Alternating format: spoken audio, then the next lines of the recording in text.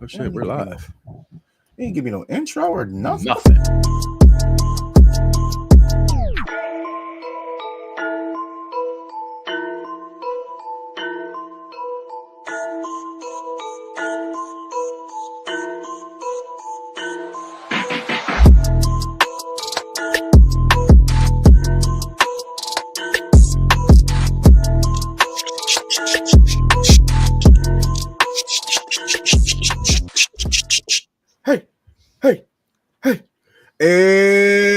About that time, it's 12 o'clock, which means it's drink o'clock. Get your sippy sip, your drinky drink, your winey wine, your mimosa, whatever you have you. And damn, we still can't get on kick yet. I'm still trying to get that right. It is National Margarita Day. National Margarita Day. I know you were about to say that. It's always National something day. It is. But every Saturday is Smackdown Penitentiary. And that means the wardens is here. At this point, you're an honorary. I think you've passed enough. You're not even an honorary warden no more. I think you're just a substitute warden. No, not even a substitute warden. I don't even know what they call him at this one. I'm Lockheed. I'm Lockheed. Lockheed. You know your ass been in jail. You know the fucking Lockheed. But I am your host, Zia Silent, and Mr. Mike P.A. Knox is here, filling in for the Mark Vick. He will be here in roughly 45 minutes. He said 30, but we're going to give him a 15 because you know that's black people time. So we're gonna he on black and Spanish time. Okay, so you know he's extra. Is that Blanglish? Blanglish time? Blank. I don't know what blank is. It Blanglish? Blanglish? I don't know. If it was a girl, we would have a name. But anyway, SmackDown, a long SmackDown. It's been 3 hours for a while now, but this one really seemed like a drag out SmackDown, and not that it was a drag out in the sense of Dwayne. Name it Dwayne. Not in the sense of the action just dragging along, the night dragging along, because there was a lot of stuff jam-packed in there, but it was just, I thought it was very well put together. I thought the pace of it was pretty good. But the thing that everybody is talking about here, strictly, the American Nightmare or the corporate nightmare. And this could literally... You're a thief! I am not. This is... You are a thief! Immediately. But... we're going to go over Drew McIntyre versus Jimmy Uso. Solo Sikoa and Jacob Fatu are on a crash course. We got a new LA night, as in Louisiana. Charlotte Flair just doing what Charlotte does, and what I think is the promo of the week. And Alexa Bliss putting the women's division on notice. But the meat and potatoes, the reason why everybody is here, the reason why everybody wants to talk about SmackDown is good old Dwayne. But we can't start there. And I had to put this here because Dwayne is on his Shang Tsung shit right now. Oh, I thought it was Illuminati. Your soul is mine. Boy is going back to Mortal Kombat. Your soul is mine. He wants that man's soul. Now, getting into SmackDown, we get the usual suspects walking in, and we get the Kendrick shuffle from the beautiful black ladies. We get the Kendrick shuffle as they walking in. Bianca and Naomi doing the Kendrick shuffle. Hey, that's a whole vibe. Get it early. I want the hoodies. I want them all. And yes, I would wear one because I would still wear that Coachella Beyonce hoodie too. You can't wear that. Why can't I? I'm a straight heterosexual male, okay? I would rock that EST shirt and that glow hoodie. I would rock them. It's getting into the chat. We got Executive Sultan here, also backstage. Who knows what he's going to do? You know what? I got to take the toilet. Let me take the toilet bowl out because we're not going to have that here. One more time, though. There was nothing flushable about SmackDown last night. The Wayne went on for almost 30 minutes. No, you're not. Oh my God! It was almost 30 minutes in the Wayne. But I just want before you delete it, I just want to flush it one more time. The Zelina promo package absolutely fire as well. Going to get into that. Come on, Chris. You went to TNA. You're going to tell me that SmackDown was boring? Okay, get out of here. I'm not going to. Absolutely not. Oh, man. The interview, absolutely, Shay. I'm with you 100%. Can't wait to get into that. But as the night began, Nick Aldis comes up to Cody and says, "You've been removed from the six-man tag tonight." What do you mean? It's out of my hands. Who do we need to call? Who do we need to get on the phone to make this happen? You don't understand, brother. You don't understand. Look how he got his hands. You don't understand right now. This is out of my hands. This is out of my jurisdiction. I can't do nothing for you. I can't do nothing for you, man. I can't do nothing for you, man. Oh, you gonna do it right. You got to do it for you, man. I can't do nothing for you, man. He said it's out of his hands. It is in the hands of the final busy, the final boss, the final blicky. The final blicky said, "Take that man out. We got to protect him." That's literally what he's, take this man out of the match. My champion needs to be protected. And so we start off the match. We start off the night with Drew McIntyre versus Jimmy Uso. Oh, Big Jim. Big Jim with the big toe. Big Jim for rocking his wife's colors. He definitely was rocking. No longer red and black and white. He's out here. I thought it was about to glow. I ain't gonna lie to you. I thought it was gonna light up a little bit. But this match, I'm tired of people painting this. Oh my God! Damn. That wasn't me. I'm tired of people painting this narrative. What narrative? Big Jim is the shit. That the Usos cannot wrestle. Thank you. I don't know if you noticed this, but every single time there is a post or a rant on social media about the Usos can't wrestle, they only got 4 or 5 moves, 3 moves, something like that. They always have a match the next time they're out there, and they go into the duffel. Go and get your bully little duffel bag, boy. That's what they do. They go and they duffel and they pull something out. So I wouldn't think that these guys would be 10+ year veterans doing 5 moves. You know, you wouldn't be the greatest tag team of all time with 5 moves. Okay, we can name 20 wrestlers that have just 5 moves. What's your point?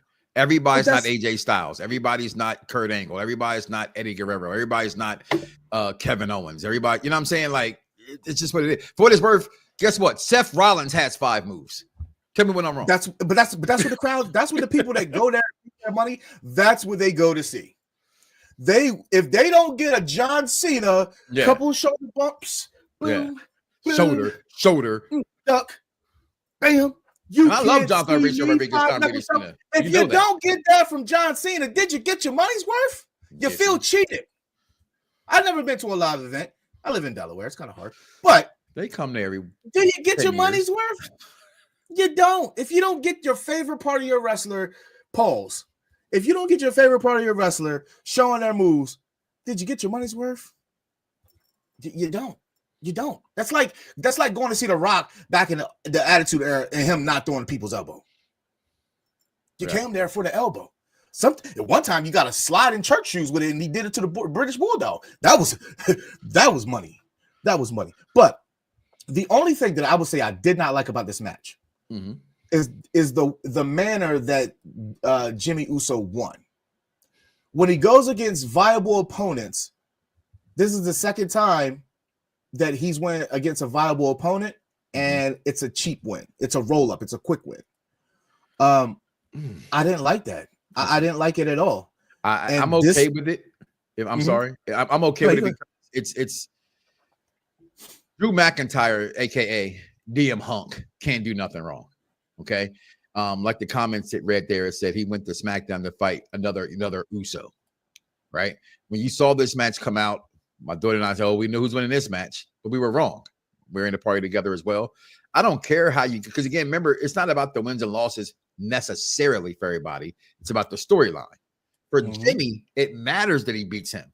For Drew, it doesn't hurt him if he loses because he's Drew McIntyre, right? So he gets the win no matter how you get it, and he gets his ass whooped afterwards. You know what I mean? That's more of the story. Yeah, you beat me with a quick 1, 2, 3, but I'm still DM Hunk over here. You see my hairy chest that I've had oiled up because I'm oiled them down? That's what happened. He get that thing oiled down, balls. Oiled down. It's that nigga got waves in his chest hair. But that's literally what he said to him as he was beating him down, as he was choking him and beating him down. He said, "This doesn't mean anything to me. This is your mania. This doesn't mean anything to me." That's exactly what he said. That's my point. Like, that's why the 1, 2, 3 doesn't matter. The man is going to be in the chamber next Saturday. It doesn't mean a good dog damn thing to him. It does not. And I will say that it was a nice start. It was a good, nice start to SmackDown. I'm not gonna lie. I was satisfied with it. It was cool. We get into the pull-up of Solo with the crushed velvet. The crushed velvet. What is that? Velvet? Yes, it actually is. Yes, it actually is. Actually, it's velvet. As you guys are trickling in, I just simply like to say to everybody, welcome to the Smackdown Penitentiary. Yes.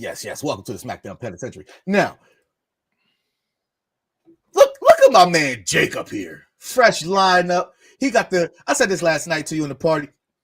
My man's got I don't know what he just put in his beard, but that thing is fried, dyed, and laid to the side, as they would say back in the day. Yeah. That boy got the beard looking like Veer Mahan.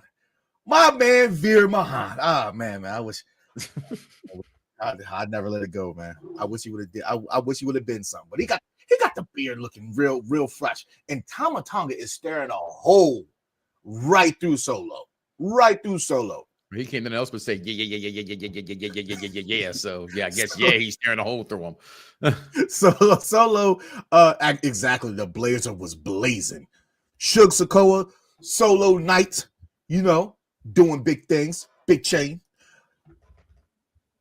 Jacob, Solo says it was an accident. What happened to Tama last week? It was an accident, Oos. And Jacob said, "Yeah, damn right, it was an accident. Because if it wasn't, you wouldn't be here right now." Stall him out, Debo. Stall him out. He little big bro in him right now. Okay. He's little big bro in him right now. It's like, how he bring you in here and he's just overshadowing him. He's just overshadowing him. I mean, from here, the conversations that they're having, just the backstage. I don't even care about the ring interaction right now. Just the backstage interaction between these two is money in itself. Courtesy of Jacob Fatu. Clearly this is the match we're getting at Mania. But the slow burn and the story, the backstory of it it's cinematic. We use this word every Saturday. It's cinematic. You can't write this any better. WWE's clicking on all cylinders when it comes to this storyline, which I don't even think it's a bloodline storyline anymore. It's just family. Like I said last week, it's just family. Your thoughts on this backstage interaction with Solo and Jacob? Are you here with us? You here with us? I'm sorry. Yes, I am. Okay. I was doing social media work for you. I'm sorry. Go ahead. Okay. Your thoughts on the interaction between Solo? No, it was perfect. The thing is confusing, is I want to give credit to Solo. Nobody else does. I feel like only the SmackDown Penitentiary and myself do out there. Solo is beyond seasoned. All right. He didn't sit behind. It's like a quarterback sitting behind a veteran quarterback that's waiting his time. And that's exactly what Solo did. And he says, of course, right? Like it's just how he says it. And his timing with it. I'm very curious to see where they're going to go with this. I really, really am ready to see this. Is it going to be what Jack is saying there? Will they fix this together? Because all signs point to they didn't give Jacob the ball and say, forget you, Solo.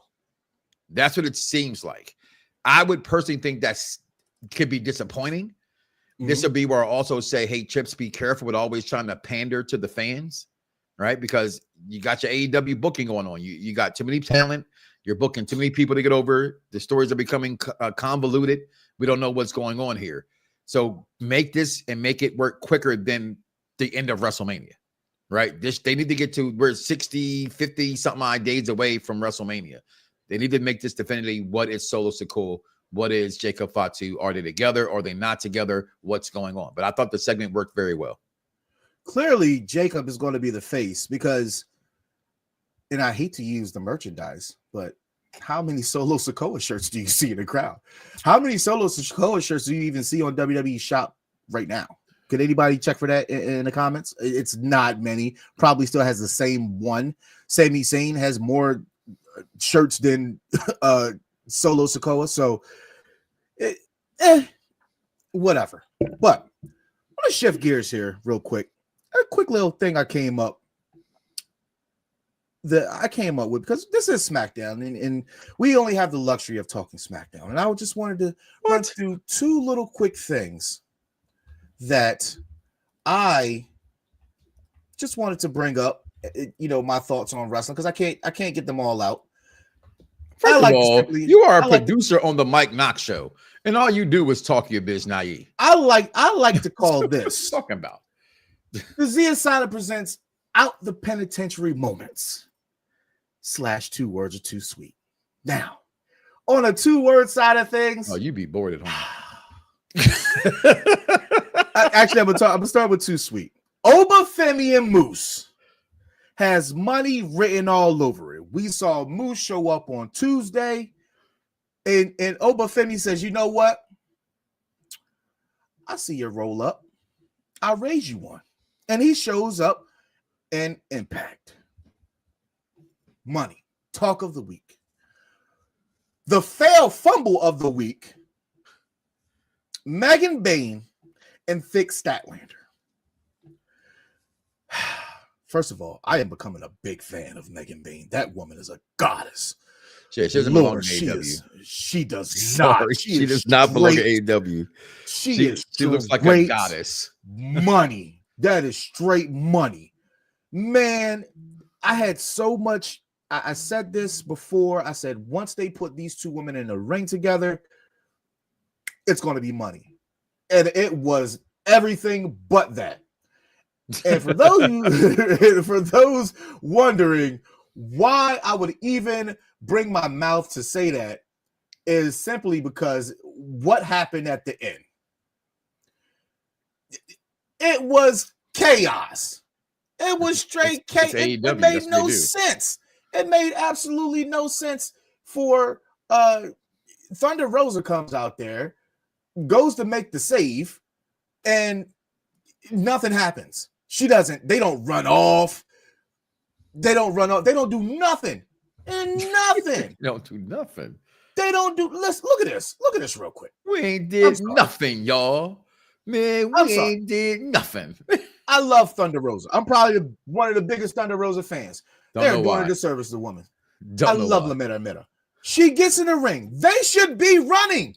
They should be running away. That's what Wrestling 101 tells us. I'm sorry. Hold up. I didn't even got this. That's the best line of the day right there because Statlander should be come over to Death Row. If you tired of all your owners being all up in the production, saying do what you want to do, having no good storylines, come to Death Row. We'll put you in a storyline. Her misfit self. She comes to the ring with a steel chair. Wrestling psychology tells us that if somebody runs to the ring with a steel chair, somebody's getting hit. You should be running or you're going to get hit. Penelope stands in front of Megan. Why are you standing in front of Megan Bain? She don't need your protection. That woman is a goddess. Look at her. Thunder Rosa. Look at this. She cocks the chair back. Yeah, I can't do it. What is that? What is that? I'm sorry. For me, you fumbled this match, you fumbled this rivalry, you fumbled with these two ladies.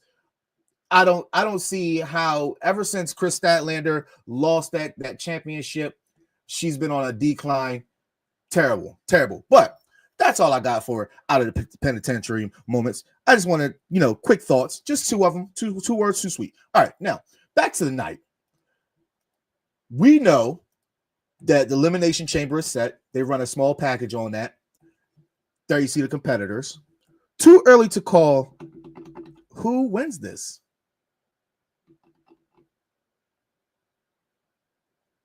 I told you who wins. It's written in this. Must be written in the stars, as Marsha Ambrosio would say.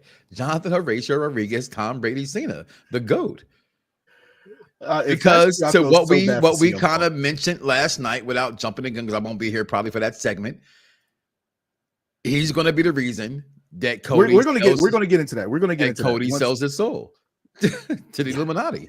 So there you go. Oh, it's gonna be so great. It's gonna be so great. I mean, he already sold it. Technically, already had a public display of disrespect, right? The way he treated his father in the beginning with the American Nightmare. Technically, if you're following Illuminati to wrestling terms, I'm reaching here, but follow the breadcrumbs that I left. Go ahead. Yeah. Okay. I mean, I think I'm also with you after what we saw. And we'll get into that a little bit because I definitely want to get your takes on it before you dive deep into it on the Mike Knox show. Funny segment here. R-Truth pandering Carmelo Hayes is becoming hilarious, right? Carmelo got a match. Him. Who's him? I'm him. Miz comes out there. Miz is Mello is Miz. Mello don't Miz, or whatever he said. Yeah, Mello don't Miz. This is money. They got something here, right? They really have something here. And Miz is still trying to get down. Carmelo's not, but I think Carmelo is playing the reluctant role, and that's always what makes the good cop, bad cop type partnerships. They always thrive. I don't think there's ever been one that hasn't thrived. I mean, we got Mick Foley and Rock before. You got Daniel Bryan and Kane, X-Pac and Kane, RVD and Kane. Kane's been part of a lot of them. Yeah. But conventional wisdom says this is better. This is how he gets over. But I don't like it because he truly doesn't want to be a part of it. And I know that those tag teams also never wanted to be a part of that tag team. And then the fans turned to love it. Same thing with Team Hell No. And you just named all the things that Kane been a part of. So I hope I'm wrong in this. But let's just see. It's one of the things I say. This is something I will gladly wait to see how it pans out for sure. Because I think Miz can help Mello. You know what I mean? But will Mello fall into that? What kind of role will Mello play? I think is the bigger question. I would agree with that as well. EC says Miz is perfect. He's the perfect vet, and I would agree. It's very hard that the Miz can't get anybody over. I don't think there's anybody who he hasn't been associated with that hasn't gotten over. So absolutely right. I will agree with that 100%. So Bad Guy Jack, you being part of the NXT crew, with what is going on with Trick Williams, is he coming up anytime soon? Do you think that he's coming up anytime soon? Is the question, because a lot of people speculate that that's why he's going through the little rut that he's been going through. I mean, he's bragging about victories over Tozawa. Come on, my guy. Now, right before that match, we get this fire promo from Selena Vega. Fire promo. Got the nice little neon Chinatown behind her. This plays into her character, plays into her fans. That she loves that anime scene, and this is perfect. This is exactly her, right? The thing that I didn't like about it is the fact that she mentioned being Queen of the Ring, and Queen of the Ring, King of the Ring, they're supposed to propel you into that next echelon of mid-carder to main event, and it didn't work out for her. And they tried really hard. It didn't work out, but she still puts together really good quality matches for her caliber, right? Everybody can't be Rhea Ripley, Charlotte Flair, Bianca Belair. Everybody can't. Right. So Liv Morgan wasn't even looked at in the same conversation, but her development as a character, then the improvement on her ring work, you have to put her in a conversation just because of what she's been able to do as far as her character. Her character makes her that much more believable. And I think that this is a good step in the right direction for Selena to take, because she doesn't get a lot of this time. She doesn't get a lot of this time, right? And the break off from LWO is really good for her. And I think that them having a mid-card title for the women is also that help in getting you to the next echelon of stardom. She's been on the roster like 8 years, something like that. I think it's time. I think it's time for her. But it also took Liv Morgan 8 years to get to where she is. So I think this is a really good pace for Zelina. Really good video package. Your thoughts on this package? It's for, oh Lord, package was fire. Package was fire. It fits her gaming that she does, persona. I feel like it can work for her. To me, Selena has always been able to sell me on her. It's the in-ring for me that doesn't always equate. But this is the WWE. They figure out ways to fix that, and they will. So this is good for her. It's a perfect look. I love it. Yeah. Shay here says she feels the same thing about a lot of people say about why Jordan Grace didn't go up. They're already leading into Mania. Makes sense. That I mean, even though she is main event status, you already have a crowded main event scene right now going into Mania. Let her get 6 months under the umbrella of WWE to see how things run, and then you can possibly call her up or have her do occasional matches called up, and I think that's a good step. But going into this match with Melo, Hayes, Miz, and R-Truth, he says he got somebody from LA, from Louisiana, because the initials of the state are LA, and he brings out LA Knight, who is actually from like Maryland, I believe. Maryland or DC he's from, so he was a long way from his hometown, but he embraces it anyway. And I thought this is a funny match, but it was still a really good match, right? Like everybody was able to get their shtick off, and they was telling a really good story. R-Truth trying to tag in the Miz, and then go to their corner. LA Knight's looking at the other side like, what you doing, man? What are you doing? But LA Knight and R-Truth, I think that for the night, it was a good match. I don't need to see them, anymore after that. I don't need to see him anymore after that. You know what I'm saying? But Miz and Melo get over, and it's fine. It was a fine match. I could have done without it, but whatever. Your thoughts on that match? I mean, it was what it was. You know what I mean? Like it did its job. It was there for a reason. It wasn't the most important thing of the night, so I don't think it hurt anything. And so I was okay with that. It was funny. Watching Truth go to the other corner was hilarious. Watching Miz look like, what are you doing, dude? Like he thought it was part of Awesome Miz again, Awesome Truth again. You know what I mean? Like I truly, it was funny. I said last night again, as I've said many times, and many other people have said the same thing. Like R-Truth is the funniest man in the history of professional wrestling, and I think that's saying a lot when you have somebody like Bobby the Brain Heenan, who I thought was very hilarious growing up, and things of that nature. And one of my all-time favorite funny people who didn't say a lot was Ralphus. So always compare your girl Piper to Ralphus. That man just stood there with no teeth in his mouth and just was hilarious. But no, R-Truth is just. I know certain people in the Black Wrestling Caucuses don't agree with how he portrays himself, but I think it's easy for somebody to sit on the outside and say what they would not do. There's many people I know who want to get into the company. You're gonna do what you gotta do to get you over, whether it's a quiet crowd or you want them to respond. That's where you get over at. And every time R-Truth's on the screen, fans, doesn't matter what color, y'all all respect and acknowledge what he does, and they want to see him win. We're talking about there's not many faces anymore. R-Truth is a true face in professional wrestling, so it did its job. Yeah, Shay, I would agree. It did seem like, to me, it seemed like LA Knight didn't want to be there. Like he did. I feel like before the match, they told him what he was doing, and he probably didn't.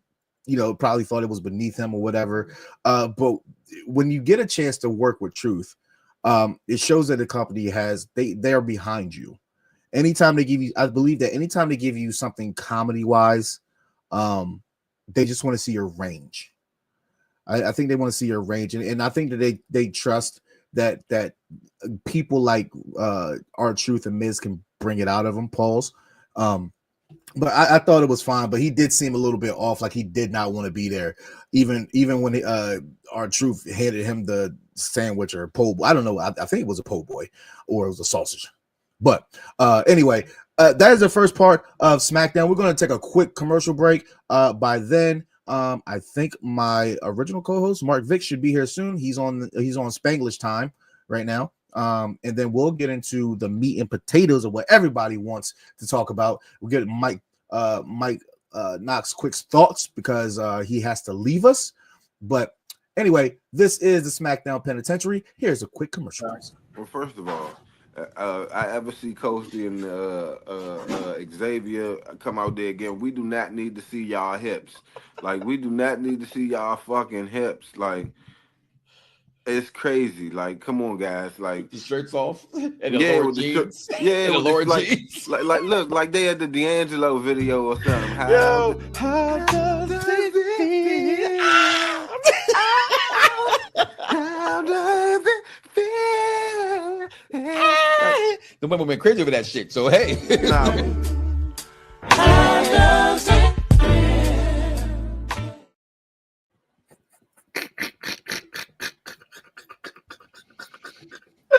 Yeah, that boy Willie is a fool, man. Oh my god. Look, Mark Vick chimes in and R-Truth, the smartest man in business. Same song gimmick for decades and it's still over.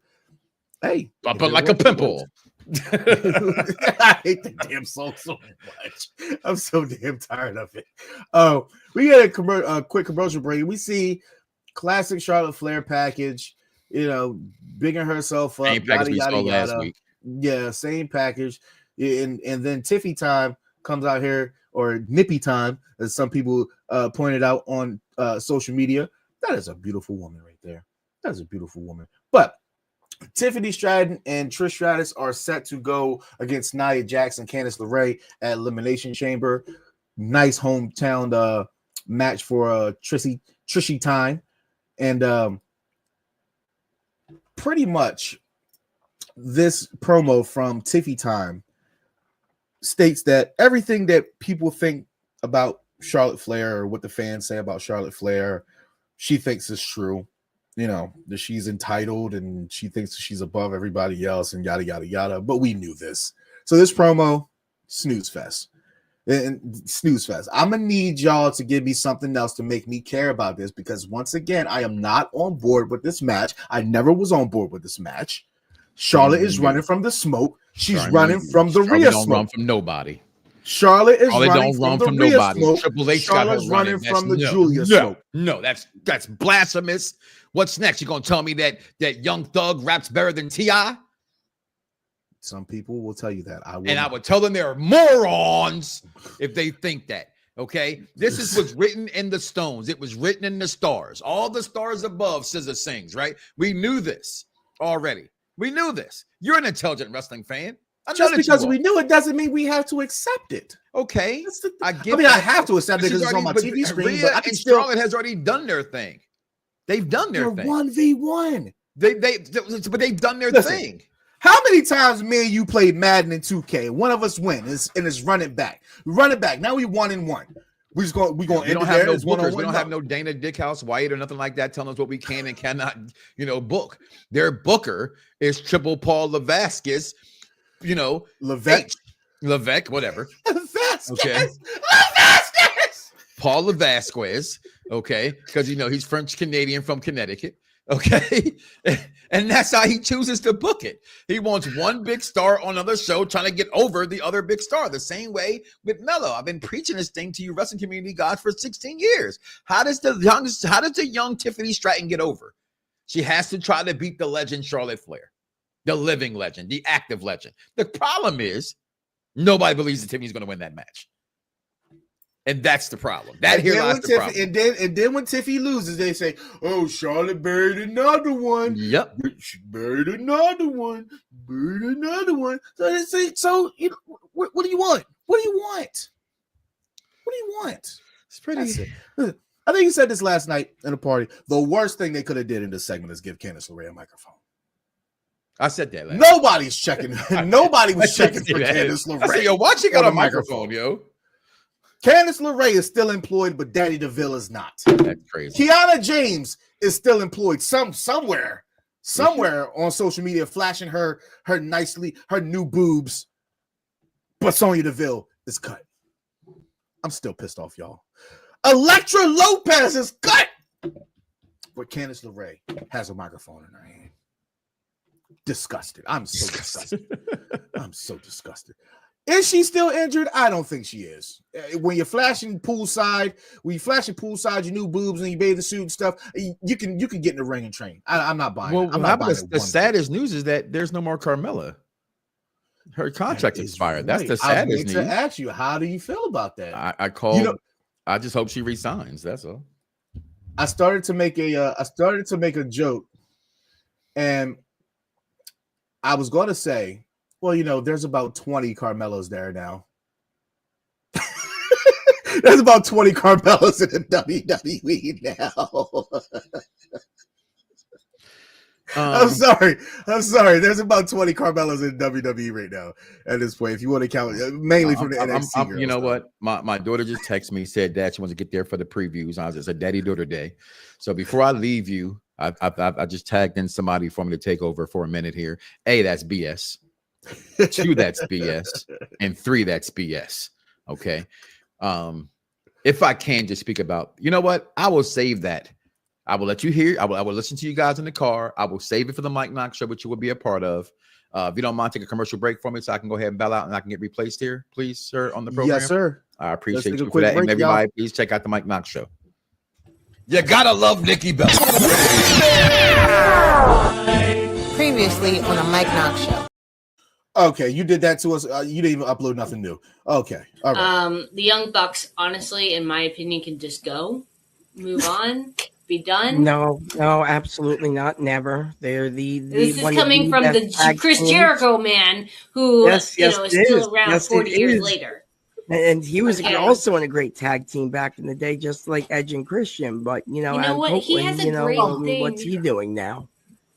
Mad Dog, he's got a great thing on Foggy, the band he's in. Just go into the Paradise. Just go into Paradise, play in your guitar, whatever he does in the band. Yeah. Oh my God, that's great. Coming back. I know. There was all. Did you see the camera angles? I said this about Toni Storm last. This woman, Megan Bayne, is a goddess. She needs to be protected. That woman is beautiful. That woman is powerful. And she knows her ring work. I'm sorry, I was not familiar with your game or how deep of a wrestling bag you have, Miss Megan Bayne, but you have gained a fan in me tonight. Because Toni Storm and Mariah May are going after each other at Grand Slam on Saturday. We know that Harley Cameron will be there. It's where their money is, and hopefully they'll use it appropriately. So.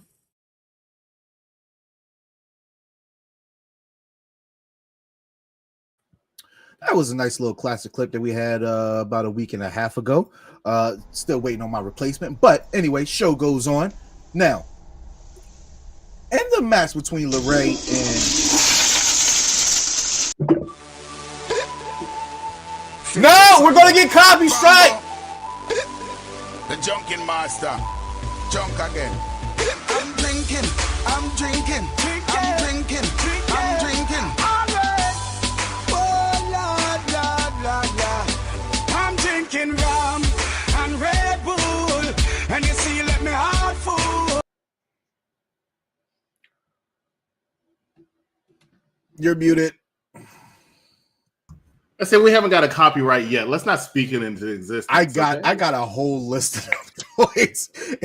I got a whole list of them. All right, well, show me again, and I'll just change it. But in the meantime, hey, I love it. I love it. Hey, I'm on the SmackDown Penitentiary. Mike has some stuff to do, and I'm not even going to be here that long because you're a co-host. Vic is coming. He's on Black people and Spanish people time. So you know what? It's so funny. Let me mention this real quick because I saw it. Where is it at? Where is it at? I think I started.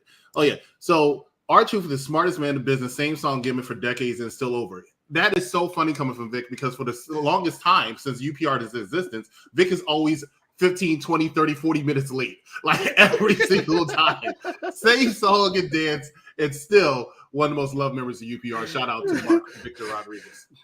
So in the middle of LeRae and Tiffy time, Charlotte Flair comes out here dressed like a wedding napkin, because I don't even know what this outfit was. I don't know what this outfit was. Tiffy time had her hands out like, what is she supposed to be? Why are you here? Right? Like, and then Charlotte goes and sits at commentary, and for no reason, she barely talks during the whole freaking thing. I'm like, what are you here for? I'm sorry, this Charlotte, this is trash to me. I don't have no time for it. But anyway, we get a little interference, little distraction here, and then Nia just shuts it down. Or she should. And Trishy time comes out there, and we get, oh, this is great. A double splash, it's a double bonsai. Or abomination is what she calls it. That's a lot of woman dropping that ass. That's a lot of. She didn't want to crush him. She protected him so. She protected him so bad. She did. I shouldn't say protection and bad at the same time, because especially coming from somebody with 2 kids, that's never a bad thing. But I will sit here and say that it was just. I wish they cut the camera angle, because they cut the camera cut was terrible. Yeah. The camera cut was definitely terrible. It was you didn't have to mail it in. I ain't gonna lie to you. I would have. I know she's trying to protect the 50-year-old, and I respect that. But first of all, Trish coming out, they did the right thing, because Trish against Nia is a no contest. I love you, Trish, but it's not a contest. My concerns for this match are a few things. One, I think Tiffany's looking like a weak WWE champion. I'm a big fan of Tiffy time, but she outside of her first week, she looks weak every single time. Understand the difference between when I say the WEEK and the WEAK. The first part was WEEK. The second part is WEAK. It's the second week where she's pretty much left laying like a little girl, right? Mm-hmm. And I understand why, because she has to look that way going into Elimination Chamber, where, of course, she and Trishy time, as you call her, I like it, is going to come over. The problem I have with this, where does that leave Nia from there? She missed WrestleMania last year after taking the L Elimination Chamber because she was trying to put Rhea over. I don't want her to miss another WrestleMania. I think she deserves to have a WrestleMania match. And Charlotte's just there so you can remember that that's the match, but she's not involved because it's not about her. It's about Trish and Toronto and trying to get Tiffany as over as possible before she possibly drops the title to Charlotte at WrestleMania. That's really interesting, because I never thought about Nia's position going forward at Mania, because I feel like it's going to end up being like a fatal 4-way women's tag team championship match. I feel like that's where they're going to end up leaning. And that's possible. I posted something, and you know how we feel about Death Sheets here at UPR, unless you're the Mad Dog. But I posted it in our chat. I said where a lot of women were upset with Triple H's booking. This is something I've been saying for weeks, and you all criticize me for it, but it's the truth, right? There are a lot of over women right now. And back in the day, even as early as like 2 years ago, it was always like 3 women's matches. You have both your women's championship matches, and then possibly the tag team title. That everybody's in multi-women matches. They like, hey, you know what? I'm big enough. I don't have to be in a multi-woman matchup anymore. I deserve to have a match. And I think that's the frustration the women are having. If you look at NXT and what they're doing, I mean, literally half the matches, if not most of the matches, are now women matches, because the majority of their people who are over are women. And that's how the WWE is going to look. Look at NXT. The WWE landscape is going to change to that in the next year or two. And they're just not going to be happy with that. So they really have to figure out a way. And it's so sad to see with 2 freaking days, 2 freaking days of WrestleMania, SummerSlam, probably Royal Rumble in the next 3 years, that you don't have enough spots. But of course, a part of that, I'll still say, the 5-match PLE thing does not work. It's not good. Was there 5? Were there 5 per night Mania last year? There was 6 and 5, I believe. I think it was 5 the first night and 6 the second night, something like that. I know the year before that was like 6 and 5, 7 and 6. The only thing that I could actually possibly see, and we can't see that because she's in a different storyline, would be the showdown between Nia and Jade, right? We could have got a female version of Brock versus Omos. It's not a match. It's just a spectacle, right? But we can't get that because Jade is still technically enthralled in this Naomi Belair who done it. And right? You know so what? I think you should be hired as a writer because I never thought about that. I think it'd be good. I think it actually, I don't want to see the BLM implode. I'd rather it go down that way. Nia is the one that eliminated Jade, which is more believable than anyway because Nia can do it, right? They have this show match just like the Brock and Omos thing, which I keep telling people is a sleeper match. You know what I'm saying? It was quick, it was fun, it was a good opening match, and did what it had to do. Yeah. Right? Because everybody was cringing, like, why this match? Why this match? You know what? I enjoyed it. I really did. It was a good opening match. The same Omos is good for that because he and Bobby Lashley had one of 38 that I thought was actually pretty decent as well. Yep. Do that with Nia and Jade. Great time. I think that's a brilliant move. And that frees up Bianca and Naomi to possibly go defend their tag team titles. I'm not exactly sure Bianca's not winning the Elimination Chamber. I don't know. I can't call it. But that was a brilliant idea you have there, Zeke. It sucks because it's just 5 matches, 6 max. It's just going off the top of my head. How do you? I mean, you got. How do you do that? How do you have the most competitors on your roster that you ever had in the history of World Wrestling Entertainment? Literally the most between Raw, SmackDown, Performance Center, NXT. Boom, right? The most, but you have the least amount of matches on PLE, and the second least amount of PLEs you've ever had. Because remember, they used to have it every month. They don't have it every month anymore. Yeah. You know what I'm saying? So how do you do that exactly? That does something that's not, the math is not mathing. It's a weird medium that they're in right now because I get like Mania is a spectacle and we sit here at home for like 4 or 5 hours and we see, I don't know, fucking 10 video packages and 5 matches, 2 performances sometimes. Yeah, you know? and it's it turns into a whole thing. Jelly roll choke slam and Miz. A special segment that lasts way too long. That's really cringy. Some musical artist that's messing up the whole vibe like Lil Wayne did Jey Uso last year. Gosh, I hate that. I will never forgive that man for what he did. And I don't know. You got Jay versus Gunther. Some point you got AJ Styles either against Braun Breaker or I think that he tags with Finn because Finn isn't down with whatever Judgment Day is doing. I think you get those two at either Finn versus AJ or Finn and AJ versus anybody. I agree. I think 7 would be the sweet spot. Yeah, 7 is the sweet spot. For your Intercontinental Championship. Your Intercontinental Championship should be defended at Mania. Whoever that's going to be. Tag Team Championships, maybe, but the Raw side of tag is very weak compared to SmackDown. Not saying that SmackDown is super superior, but at least they have some sort of story that you can get behind that has 4 teams. I will give them this. They're utilizing their tag teams on SmackDown. Now, every single one. Now, granted, they're in this never-ending feud between all 4 or 5, I should say, now the Street Profits are back. But it's better utilized than it is on Raw, where they just had the War Raiders and they know, hey, we have a problem. So I completely agree with you. And I completely agree with Captain Shay there. She's always going to be Captain Me. 7 is the sweet spot. I'd be for surprised any PLE. If Becky Lynch returns. I'd be surprised. Yeah, I think it's after WrestleMania now. It's after Mania. Yeah. But moving along through the night of SmackDown, we see Damian Priest and Cody Rhodes backstage.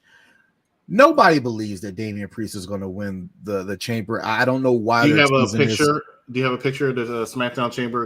I'm not SmackDown. The combatants for Elimination Chamber. I do not. If you can grab it for me real quick. Yeah, I got you. I go into this. Nobody believes that Damian Priest is going to win this chamber, but they're teasing it for the 2nd week in a row. And I mean, think about it. You got Priest. He's too nice. Cody Rhodes is uber nice. It's just not. It's not a fit for what you want to see at Mania. It's not nobody cares. It's not an exhibition. It's not a Brock versus Kurt Angle. You're just going to get a straight wrestling. It's not that. You're not getting a straight goody two shoes match. You're not getting it. You're not getting a spectacle of a match between these two. Nobody cares. There needs to be a storyline for Cody. There needs to be a storyline for Priest if it was going to happen. I don't see it. And I believe that for what Priest represents in WWE, as far as Spanish culture, I feel like he is needed. I mean, he's not super needed on but representation does matter.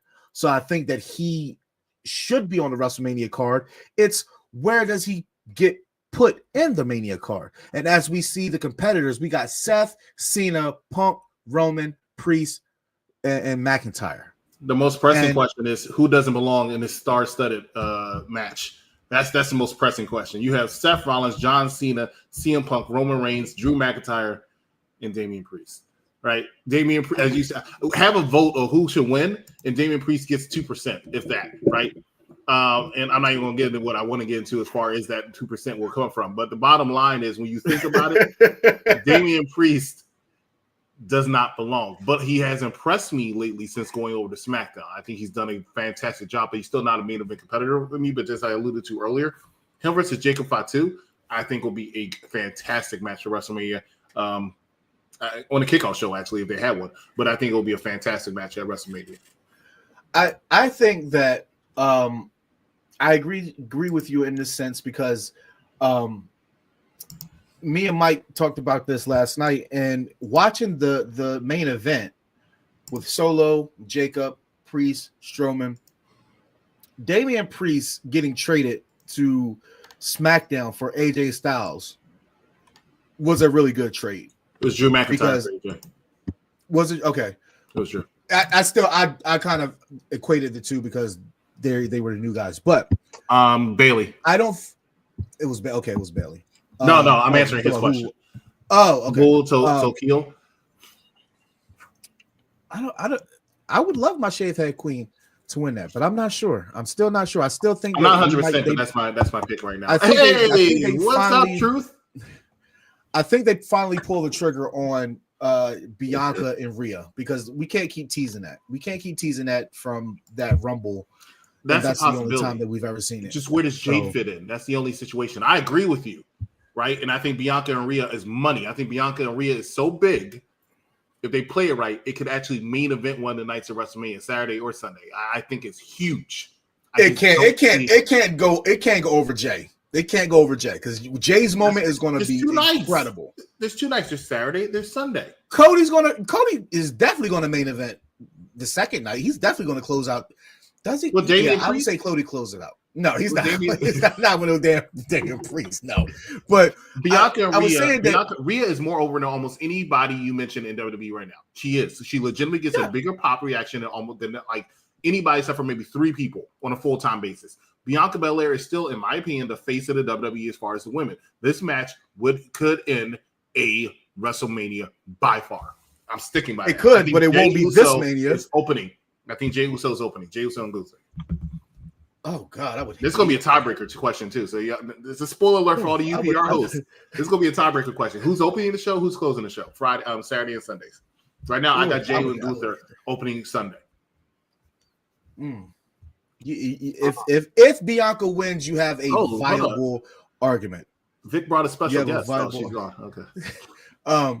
But I think that if you couldn't put AJ Styles in this type of match with Solo and Jacob and Braun and Priest, so I think that Priest being there and AJ being on the other side on Raw going for, which looks like he's going against Braun Breaker, I think that was a good switch.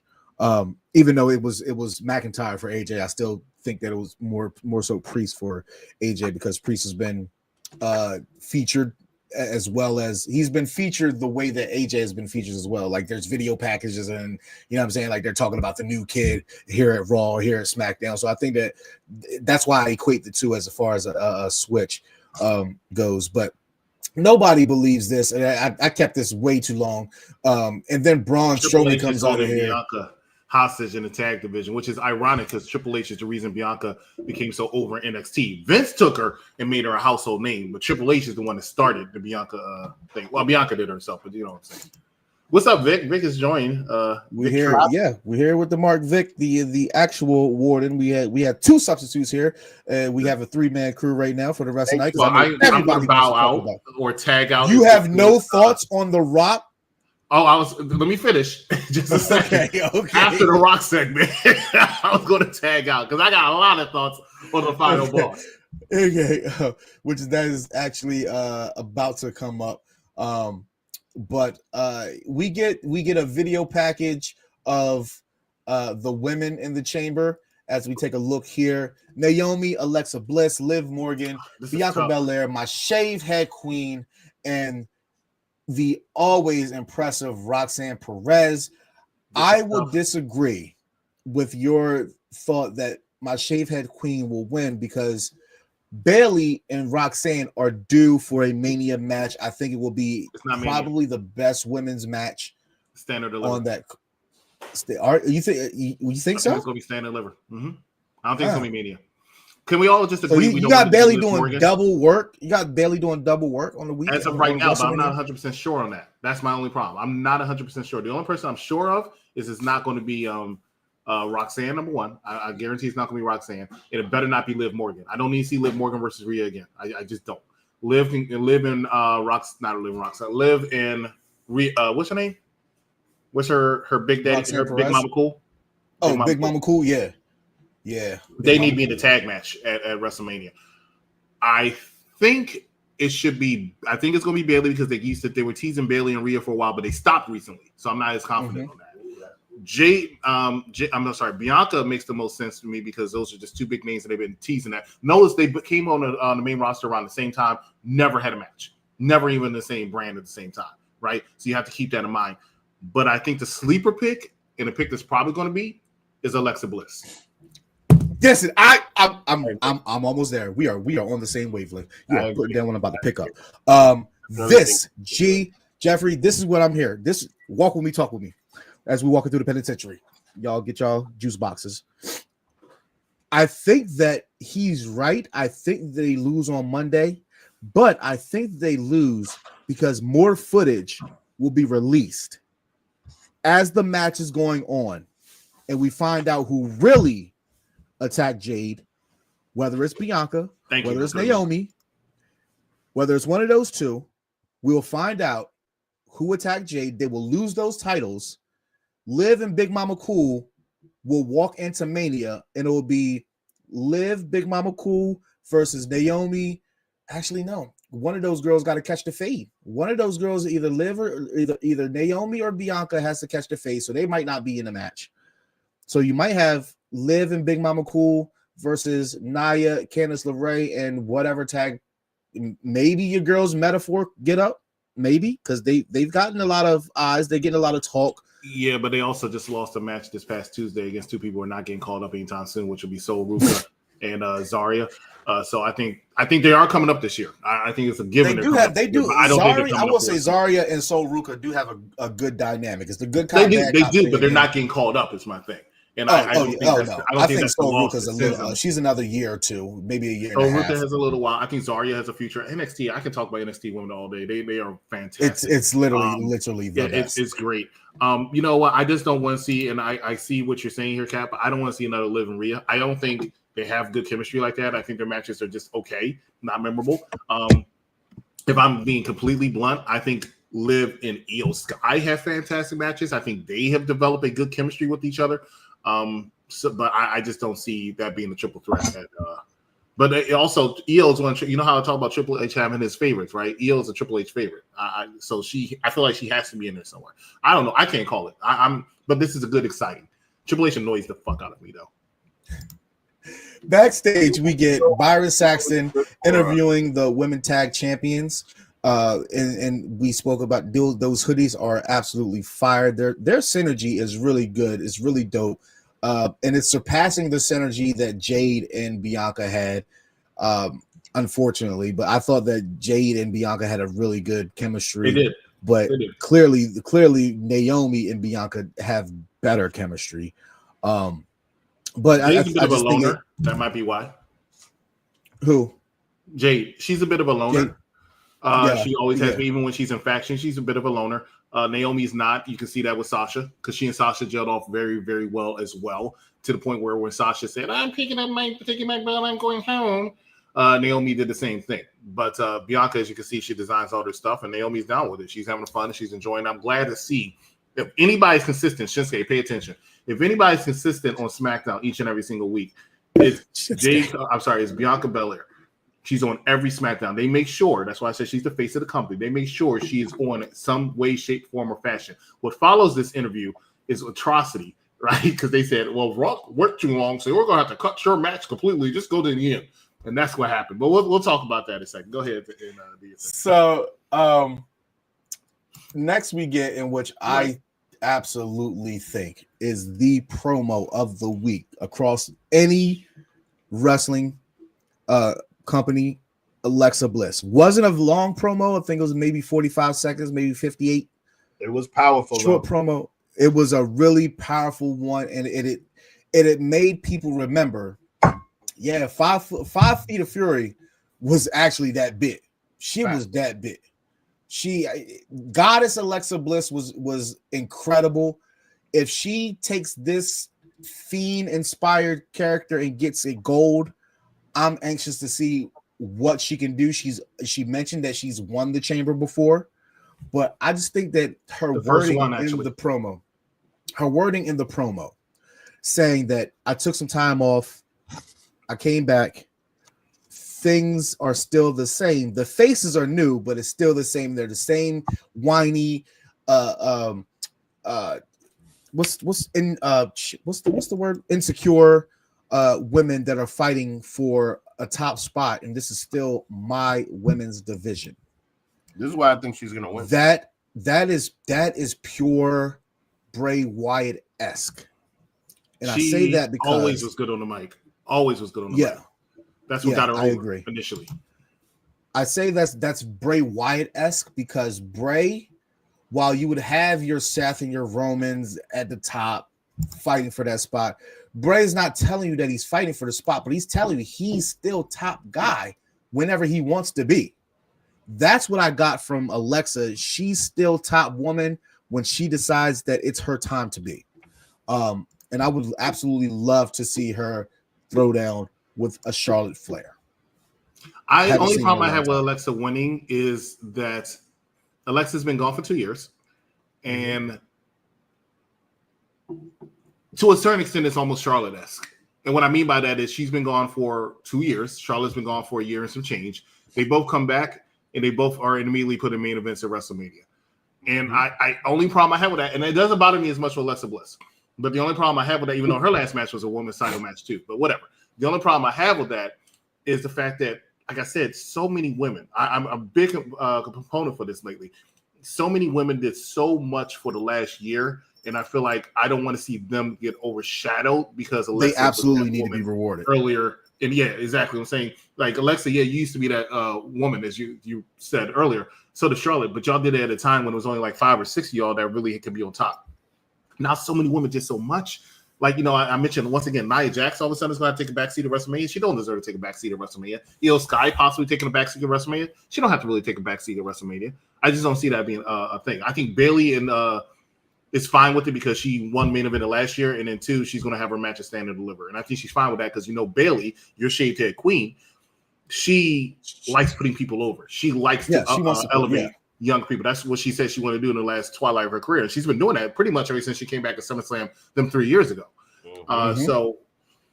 But then Charlotte comes back, and instead of putting people over, I'm about to beat Tiffany because I said it. In my opinion, if I was Tiffany, my promo would look like this: you picked me because you feel like you can beat me easier. Because that's 100% the reason why she picked her. Yeah, Rhea will be the challenger. That's been my biggest gripe. That's been my biggest gripe with this is Charlotte Flair saying she's the best, she's the GOAT, yada yada yada. If you are, then you have to go against the best. You have to go against the best competition. I highlighted Shay's comment here because do you know how many Lily dolls would be in the crowd if she wins? Fact. She's still a lot of Lily is a ugly ass popular piece of merchandise. But you have that face, you have that beautiful face looking like a mini Christina Aguilera from 2001 selling you an ugly ass Lily doll with chiclet teeth and eyes ripped out of the sockets. I would buy it if that face is telling me to do it. 1 million in sales was Lily. That's why she sticks with it. In my opinion, she needs to go back. I wish she would drop the Bray Wyatt shit. I know that might be unpopular to some people. I wish she would drop it. In my opinion, Goddess was it. She needs to go back to the Goddess and bring back the music, the glitter and all that stuff. That's who Alexa Bliss needs to be. Yeah. But the money was in Lily, so she sticks with that. Yeah. And she does it as an homage to the fact that she and Bray were like legit friends. I see Braun Strowman and her getting back together for a while too. You know what? If they Team Little Big, if they were doing those intergender now's the time to do it. Teams. Now's the perfect time to bring that back. Because they're letting you beat up women in WWE 2K25. That would be more entertaining. Want to do that? That would be more entertaining, and I guarantee that will get more views. And I'm not saying this show doesn't get views, but more people have eyes on it than Speed, in my opinion. I humbly 100% believe that. You cancel Speed, you put a mixed match tag, and I guarantee more people watch it. Facts. Do you know who the Speed champion of the women are, Vic? Is? Do you know who the Speed champion of the women is? Isn't it Alexa Bliss? I mean, no. Alexa Bliss? Candice LeRae. Do you know who the men is? No. No. Okay. Yeah, it was the men's. It's Andrade. Go ahead. It's still? Oh, wow. Okay. Yeah, oh, my God. Well, I've never caught an episode of Speed yet. You know what I mean? Me either. I did watch one. I have yet to catch one. Oh my God! Hold up. Z said he didn't watch it. Let me tell you something. I say this every time I'm on the SmackDown Penitentiary. This man used to watch Rampage. I'd be at home getting dressed, about to go out party and stuff like that. Let's see, I know the chat goes off. I'm like, well, who's saying something else? SmackDown's over. He was talking about I don't know, Dowsenhausen or some shit. I would never go crazy over Danhausen. No, I'm just saying. I'm like, oh yeah, you watch this. I would forget Collisions on every Saturday if it wasn't for Z. So shout out to him for the fact that he's a true one, because I don't watch it. I went to a TNA show, as he mentioned earlier. I went to a TNA show last night. And how was it actually? It was a good time, but it was at Full Sail. And the problem is, I'm not a young man anymore. So I need a back support, and they have bleachers, and it's just not working for me. They have bleachers. But that was the old NXT arena, Full Sail University, right? Yeah. I used to always sit in the front row. Well, I'm a broke bitch now, so I don't have front row money because I'm going to Vegas for WrestleMania. So I sat in the GA, and that was bleachers. I was ready to go as soon as Oba left, but also Oba Femi, you called it the NXT. So was that a double tape you went to? Yeah, it was double tape. It was the last 2 episodes before Sacrifice. So you saw the actual tag match? Which one? The main event tag match? That's scheduled for next week. That are airing next week. The 6-man with the Hardys and Oba versus System. They taped that Thursday. That was part of that double. So it was 4 episodes. It was 2 on Thursday, but I had to work, and 2 on Friday. Oh, okay. Now get into Naomi versus Liv. First of all, these women ain't even wrestling gear. If you lie to me and tell me this was Naomi's actual wrestling gear, no. Well, never mind. Yeah, that was hers. I'm sorry. That was definitely her wrestling gear because they were going to. I had the wrong one. That was their wrestling gear because they were supposed to go have a match. They were going to have a match. This was just how the match was going to end. It was going to end with. This was brilliant. This is brilliant. The dirt sheets. Oh, the match is getting cut. It didn't get cut. It just got interfered before it even began. That's cool. Big Mama Cool, Liv Morgan beating them down. Trace Chase, tall glass of Trace Chase, and then it's over with. Now, I thought that the placement that this segment happened was perfect. Was perfect placement. Facts. As far as a 3-hour show goes, right? The first hour to me went by pretty quick. It was a steady 1 hour. Before I knew it, it's about 9:30, 9:36ish, and then this fool comes driving around here around the curve like he's out of his mind. I was tempted to call the cops. And this is petty as all hell because Nick Aldis is like, you guys can't be here. This is not how we do things here on SmackDown. You take that mess over there to Raw. And Liv, they just start laughing like schoolgirls, like y'all are petty as I don't know what. But then I was wondering how long. You also told him to put on some clothes before we would see Miss Chelsea Green and those dimples, because God knows I will commit murders for 2 things on a woman: curls and dimples. I'm committing murder for dimples most of the time, at least 80% of the time, especially if I can get away with it. Huh? Is that PG enough? Are we crossing the line now? I didn't cross the line. I didn't say. He said curls and dimples. There's one thing he said. There was one thing he said earlier. One thing he said earlier that I want to mention after the show. But besides that, he's fine. Okay? What? Look at what? That thick Statlander comment. No more. But anyway, keep going. Thick stat. I can't say thick Statlander. No, you can't. We'll talk about that. What? Oh wow! Also, I got to talk, but he didn't get to talk. Wow. Okay. I said in the chat. What are you talking about? Why are we doing all this on air? Come on. Yeah, because if I offended anybody in the chat, please say so. We are just admiring the frame of Chris Statlander. We're not shaming. We're uplifting. We're uplifting. I didn't sexualize her. She knows what she is. She's a thick statured woman. That's all I'm saying. She's a horse. Mrs. Chloe. Thinking of thick, thank God that Nick Aldis is thick skinned here because being around Chelsea Green, who's just openly disrespecting him, you have to have a thick skin. Look at Vic girl got the shades on. The shades is popping. She is popping. She got the Mrs. Claus trench coat on all day. All day. I love it. Chelsea is trying to wiggle her way. Look at that look. She's trying to wiggle her way into the chamber match. She was like, what should I wear? He's like, you're not in the chamber. She was like, well, I had a whole outfit planned. He's like, well, you can pack your gear because you got a match next week. And that's it. So we get. Look at I'm sorry, somebody about to say something? Oh, look at Piper with the duck lips. Ow. I love it. I love it. She's so cute. She's blowing me a kiss. Actually, her face looks like you asked for a kiss. We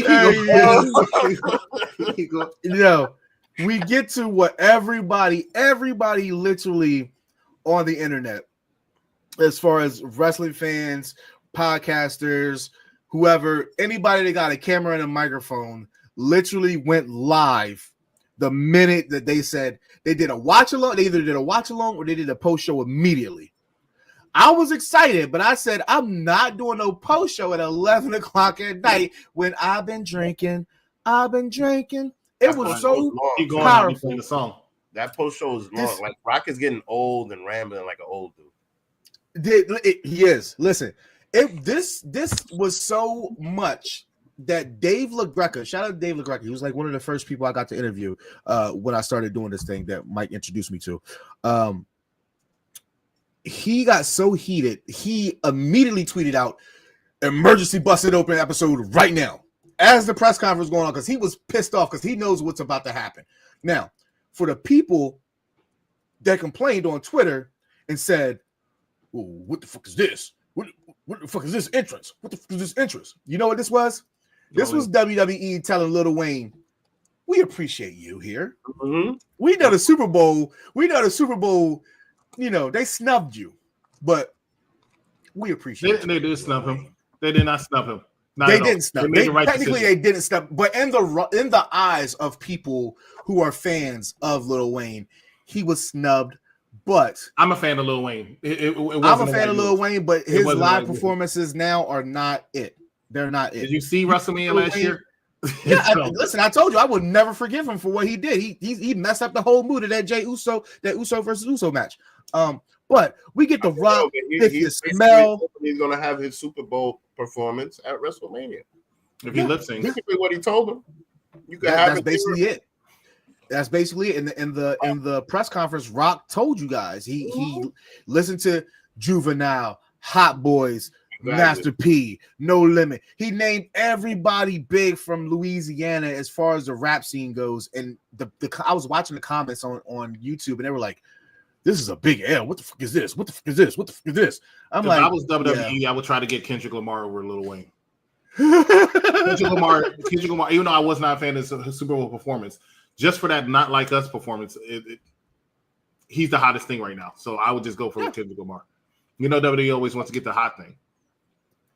I thought it was really cool. Rock was he was hot prior to the Super Bowl. He was, but now but not like this. Not like this. Exactly. You know why? Because controversy creates cash. You know what I'm saying? This is true. Well, yeah, that's why they should get Kendrick over Lil Wayne. Lil Wayne wouldn't have done all of that. Dr. Dre wouldn't have done all of that. Kendrick Lamar coming through like Malcolm X. You heard? I don't know about that. Kendrick is that guy. By any means necessary. You heard? I thought this was pretty cool by The Rock. A fan dropped their phone, and I don't even know how he noticed it, but he went over there and picked up the fan's phone and gave it back to him. He's like, "You ain't gonna want to miss this. You ain't gonna want to miss this." Like he's walking, he's about to go up the steps, and then he turns and he goes around the corner. I'm like, "What is he doing?"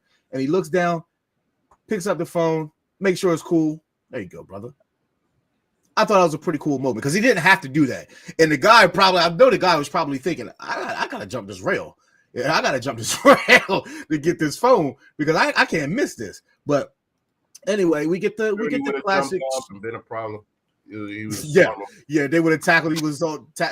We get the classic shtick of The Rock.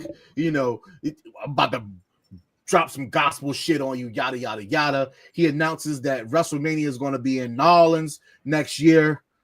He did not mess up the Superdome as Hulk Hogan did and called it a Silverdome. That's funny. I thought about that shit too as soon as he did that. I had to think. I was like, did he get it right? Is it Silverdome or Superdome? It must have got it right because they cheered.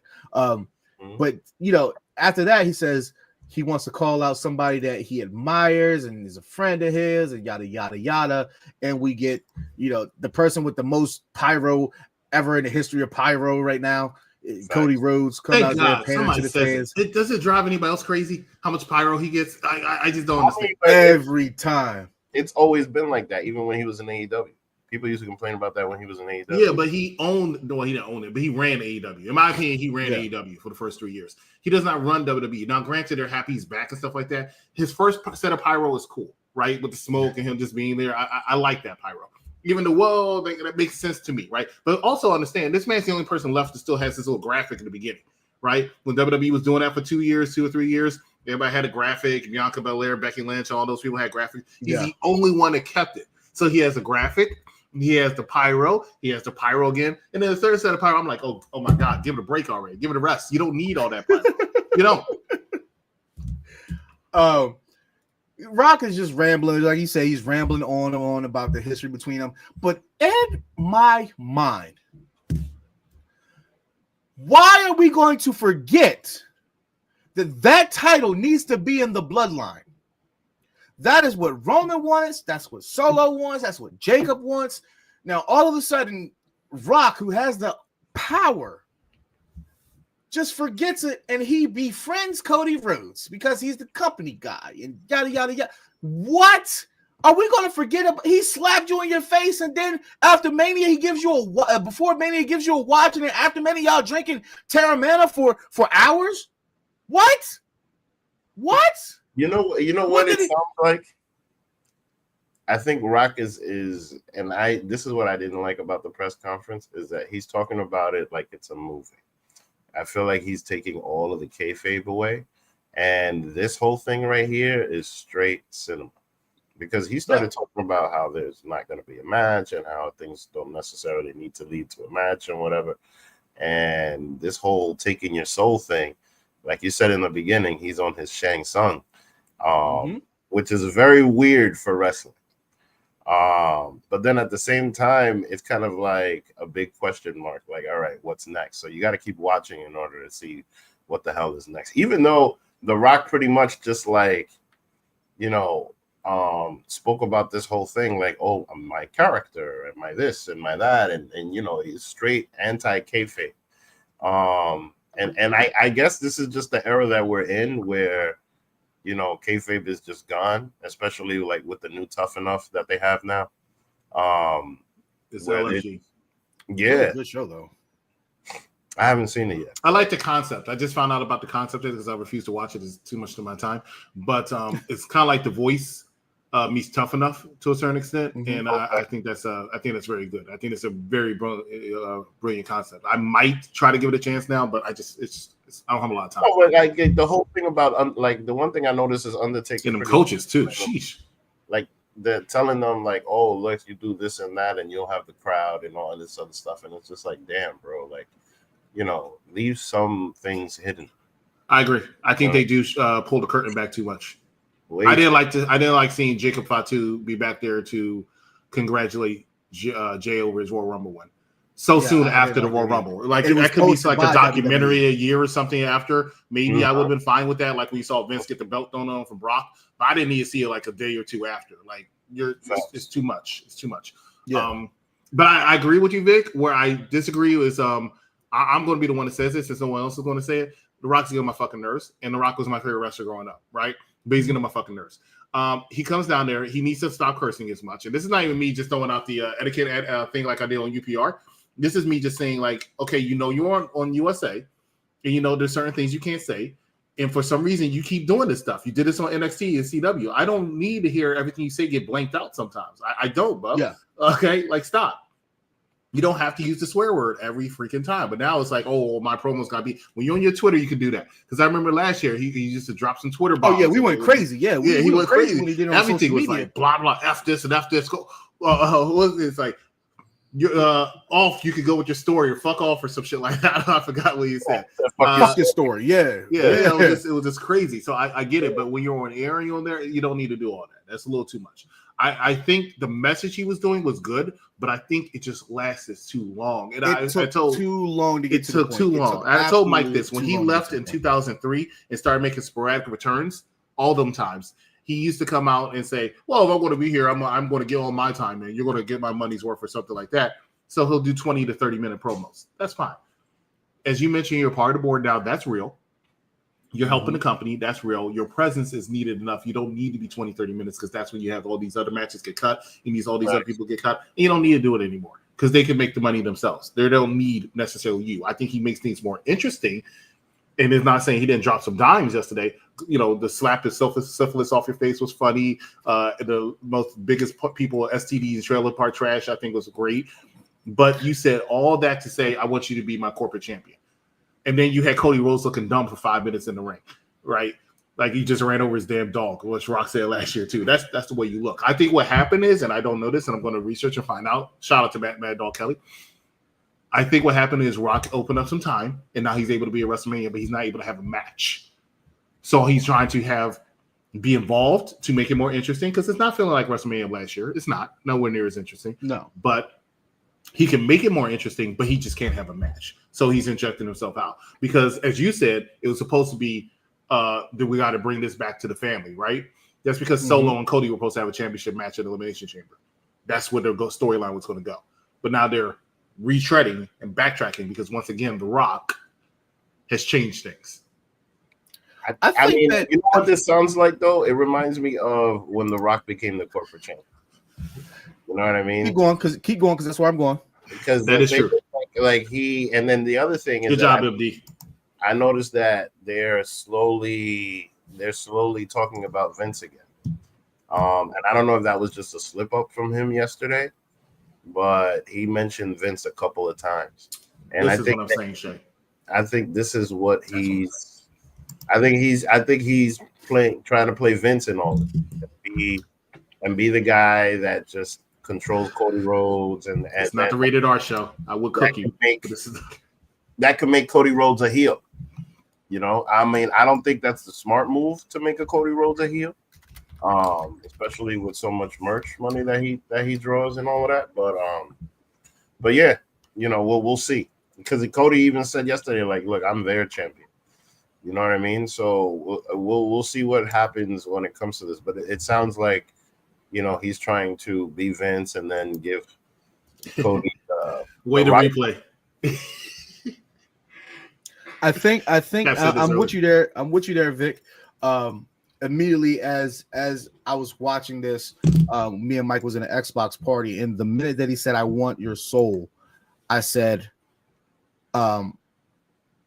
it's going to, the American nightmare is going to turn into the corporate nightmare. And Mike got so pissed. He was like, how the fuck did you think you come up with that? I'm just nice like that. But literally, corporate eyebrow, corporate elbow, the corporate, yeah, bro. If this happens, and when it happens, because I think that it does happen. Nobody wants to see a Mania match of two faces if John Cena wins.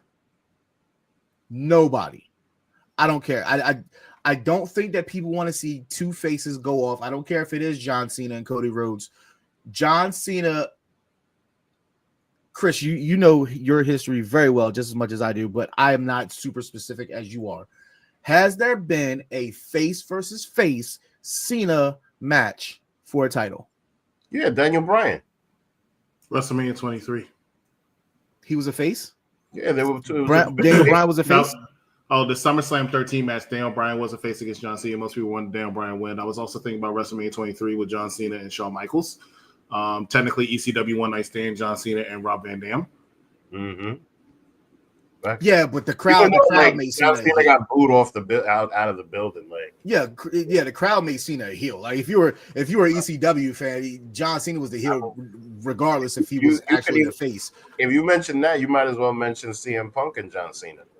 When Punk beat him in Chicago. Well, Punk was the actual heel, though. Punk was a heel. Punk was the actual heel. He was just loved. He was just loved. But I don't think that anybody wants to see this as far as it goes. Is Cody being a face, and Cody's heel work since becoming the American Nightmare, crazy work. Like, I want to see it on this scale of WWE, and I think that a lot of people do, regardless of all the merch he sells, how many weight belts he gives away, whatever. He still can shred anybody on the microphone. Facts. Given the right material. Yeah. And I think that people are a little tired of his run. Also, think about go here with me. Babyface though. It does, but it seemed like his run immediately. It was like as soon as he beat Roman, it was like, okay, now what? And we get AJ Styles at Backlash in France. Really good match. It was too quick of a feud, right? It was a friendly spar, if you will. Mm-hmm. I don't think that people wanted that. I still don't think that half of his title, outside of the Kevin Owens stuff, I don't think that anybody cared for Cody Rhodes right now. I don't. But you put a heel Cody Rhodes in front of a face John Cena backed by The Rock, that is money. Because Rock is promising Cody Rhodes something that a babyface can't achieve. According to him, and Vince was on the same type of time.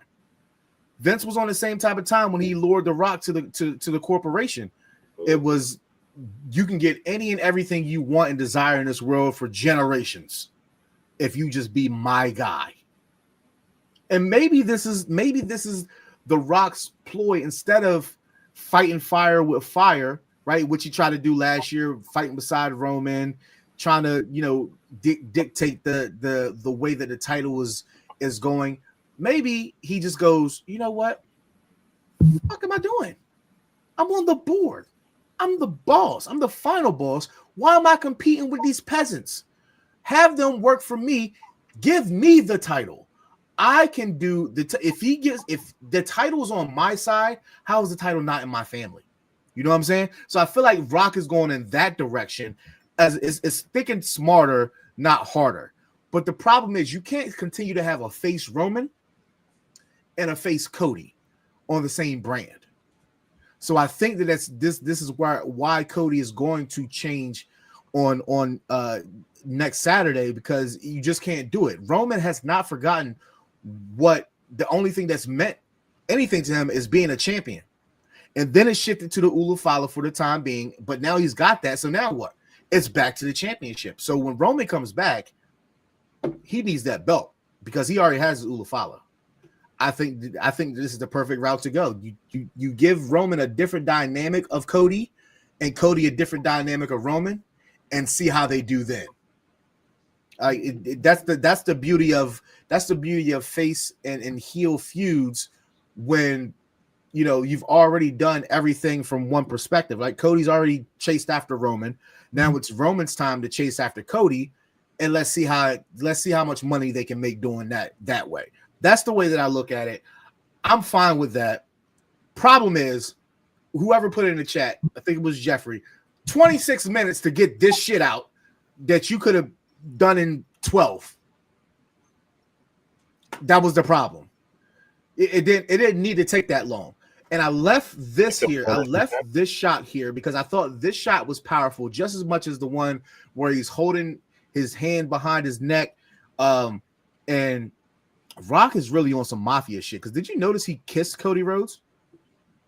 Rock is really on some mafia shit that people got to pick up. And mafia is always keep your friends close and your enemies closer. He forgot what Cody did to his family. He's playing everybody. Right. Now we just got to sit back and see how it plays out. That's the thing about this part of WrestleMania season now is the fan. I don't think the fans can depict where WWE goes at this point. Whereas last year they could have. Whereas I think that I truly do believe that Punk was supposed to win that Rumble last year. In my heart of hearts, I think that Punk was supposed to win that Rumble. And once they found out that he was hurt, they had to call an audible, which triggered, a domino effect. That's just my belief of it. Now, your stage is already set. I made the joke that what if he comes back and he takes Jey Uso's spot? But it's not here. It's not here. Jay's got his thing. He's solidified. That title picture solidified. It's done. That title doesn't matter to them anyway. This title matters to them. I think that the stage is pretty much set with the competitors that you have, and it as we talked earlier about it, it's probably down to two, which is Punk and Cena. Punk can easily be the heel, which is I would say the safe route. I think the route that would get people talking even more is Cena winning, Cody turning. That's where I'm at with it, and I love the fact that I don't know what the fuck is going on because I love to be surprised. This is the time of the year; it's my favorite, and it starts at the Rumble. You never know who's going to win, and then once they win, what are they going to do? Now we know what Jey Uso is going to do. Now all the other pieces of Mania start to fall in place as far as the main event, and then the undercard falls into place. So I'm cool with this. I love it. Just too long. That's it. Just too long. Too long is right. Too long is right. Getting old man and rambling a lot. Yeah. You know what I mean? And he did that at the press conference, and he did that in this. The other problem I think that he has is that he doesn't get to be part of the rehearsal. Because you know how they always rehearse stuff? Like The Rock is somebody that just comes in and does his shtick, right? So I don't think he ever gets to be a part of the rehearsal. So, and he's not conscious of what's next. I noticed that something like this, they usually would put at the end of the show. I noticed that they didn't do that. They did that in the middle of the second hour or the third hour, which was smart because, then these guys got to rush through their stuff. And I don't think anybody cared that this was rushed. I don't care. I don't think that anybody cared that this was rushed. That's the thing. And it could have been rushed. That's the whole thing about it. It wasn't like a real match. So they prepared well for The Rock to go overtime, which he clearly did. You know what I mean? But at the same time, everything that he did was very effective. So, but the other thing with all of this is just that everything is evolving as far as WWE goes, and it has been since. I'm sorry, Shay. Since the beginning of last year, you know what I mean? It's been look, you speak about Backlash, but the most important thing about Backlash was that crowd, right? And that crowd pretty much set the stage for everybody because look, Naomi hasn't gotten a pop like that since. And the Bash at Berlin and all of these other things that they did, more than anything, was just expanding on the company, more than anything else. And I think that the company got to push more than anything any one wrestler this year, and the way that you see that is with the ticket prices, because of any one of us that are old wrestling fans that have been going to shows for years are upset by the ticket prices. Reason that Mania hasn't sold out yet is because there's a big part of the fan base that can't go anymore.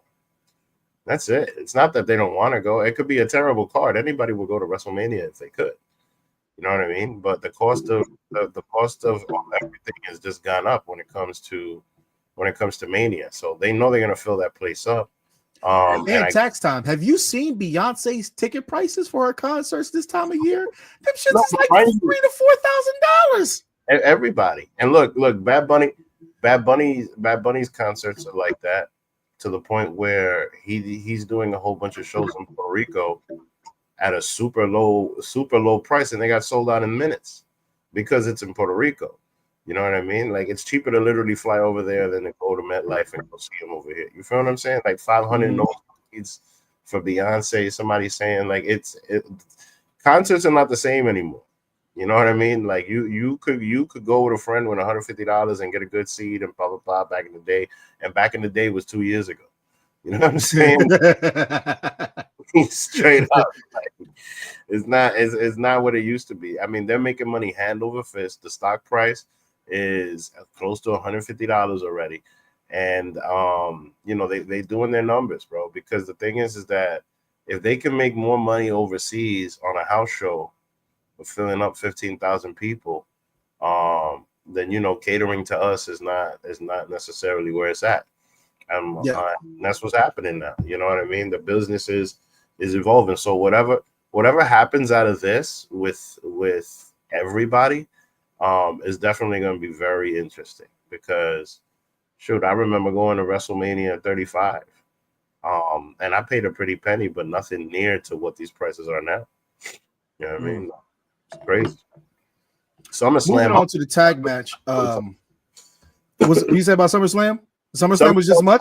No, SummerSlam is going to be here in MetLife, but they haven't put out the prices yet. Right? So, but I'm assuming the shit is going to be at minimum $400 for nosebleeds. You know what I mean? Even though the nosebleeds, I ain't going. MetLife, you know what I mean? But still, like. So let me ask you this, because you've been to events. Do you get seats close enough to where you can watch the ring, or are you watching the Titantron above? It depends on what it is, but for the most part, I usually get seats where I can watch the ring. But then the thing is, one thing that I realized from going to live shows, that there's aspects of the show that are really better on TV. Mm-hmm.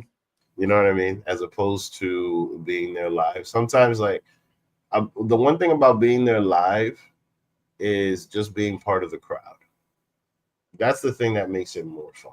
But the actual TV show itself, I'd rather just watch it on TV. Like, I've been to Raws and Smackdowns where after a while, I'd be like, yeah, I wish I would have just stayed home, type of shit, because I went and got nosebleeds and I was just looking at the Titantron, and it's just like, when you go get nosebleeds, it's like you're just gonna go watch TV in a big crowd, right? Yeah, you just had the atmosphere. Yeah, that's why I was like, I don't want that. I don't want that. So then the thing is, and that's where like the viewing parties come in, right? Because that type of atmosphere, sometimes it's even better, because number one, you got people that enjoying what you're enjoying. You're part of a crowd. People are screaming and hollering and arguing over the wrestlers, and it's a good time. And that's what you do when you go to the actual show. Now, Mania was great. Mania of 35 was amazing, but like the Raws and Smackdowns, not so much, But that was the times where I was able to finagle like a $20, you know what I mean, at the end, and go sit at the moment. You know what I mean? Like, that kind of shit don't happen no more. Moving to the tag match, Pretty Deadly versus DIY. I'm not gonna lie, after the Rock thing, it just felt like the night should have just ended there. Facts. But it's a 3-hour show, right? So you still had at least I don't know, like 45 minutes, close to an hour left to go in the show. Mm-hmm. And I would hate the problem with this match is not the match at all. It's the crowd. The crowd is the problem with this match, because clearly after seeing The Rock, the night can't get any better. The only thing that would got better if The Rock had came on and then it was time for the main event. You got people intrigued and wondering about what The Rock, what The Rock is talking about. They're most of the people are probably in their phones at this point, tweeting, looking at Twitter, trying to find out, crack the code about what Rock is talking about, seeing what other people's reaction are. So this match, to me, the crowd was a little bit on the flat side, and it shouldn't have been. DIY, good wrestlers. Pretty Deadly, good wrestlers. The crowd only woke up when we got the Street Profits attacking. That they messed up the whole match. And this is literally Profits are giving heel work, but they're getting cheered. They're giving heel work, but they're getting cheered. And it's exactly what everybody wants. Everybody, look at it, the background. Everybody's standing up with their phones out. Nobody was standing up during that match until that happened. So I thought it was really good. It looks like Dawkins is moving a little bit better, so his knee is probably close to 100%. He should be back to normal soon. As I said earlier in the show, I anticipate maybe a fatal 4-way with those tag championships. You get Pretty Deadly, Motor City Machine Guns, DIY, and the Street Profits, or maybe you do a fatal 5-way. You throw in Legado del Fantasma, but I would probably keep it a straight 4-way, and it's either got to be between Legado. Well, I think Legado del Fantasma is probably the odd team out, and it sucks, but the story between those 4 teams intertwined doesn't include Legado del Fantasma in any aspect because they've lost to every single one of those teams. Right. But all in all, it was an okay segment. Well, it was okay. Problem was show placement. Where it was placed in the show. It's hard to follow The Rock if you're not on a main event status level.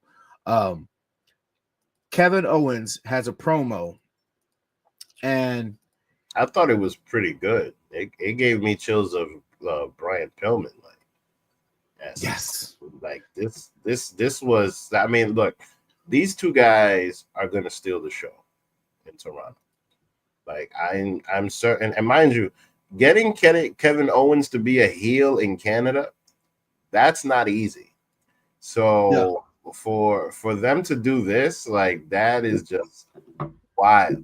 You know what I mean? And I'm sure that they like planned all of this and set it all up, and you know what I mean? Like, because they've been friends for a long time. So they're definitely gonna, steal the show when it comes to that match in Toronto, because it's like every time they go to Toronto, it's always a big like Toronto kiss ass, right? So like, they're definitely gonna steal the show. And I think that this is probably their Mania moment, because clearly they're not doing anything. I don't think they make the Mania card. I think. Well, I don't think Sammy makes the Mania card. No, I think Kevin. I don't think either one of them makes the Mania card, and I think this is their Mania moment. Like the pay-per-view prior to Mania. This is where I think that Sammy gets fucked up so bad that Randy Orton is returning at Chamber. I think Orton is returning at Chamber or the SmackDown after Chamber. But I said it last week. I think that Sammy is the odd man out here. Orton is going to come back for redemption. He hasn't been seen since November, and he's fucking up everybody in his path. And he fucked up Orton with the same move that he fucked up Kevin. I don't see us getting 2 WrestleManias in a row with no Orton. I don't see it. And if there's anybody that can tell you, if there's anybody that can tell you a story in, I don't know what, 45 days, it's Orton. And half of the work has already been done by Kevin Owens. So now you just need Orton to bring his half. And I think that we got a Mania match that could easily rival any top tier match that you're going to have, because it's Orton and Owens. Right. But that's my thought. And I think that Sammy is he's just the odd man out. I think that he misses this Mania because of that. That's the, like, if he loses this match, where does he go from there? Is the problem. That's literally the problem. he needs to win the match. I think that if Orton comes out and helps him, then he definitely needs to win the match so that then Kevin Owens could be mad at Orton. But I clearly think that this is their highlight of at least right now, because I don't see them going to Mania. You know what I mean? I'm not doing something somewhere else, but I don't see them. I don't see them being a part of Mania. You know? Being outside of his house, like you said, is definitely Brian Pillman vibes. Right? But Kevin is a genius when it's coming to this phone promo thing.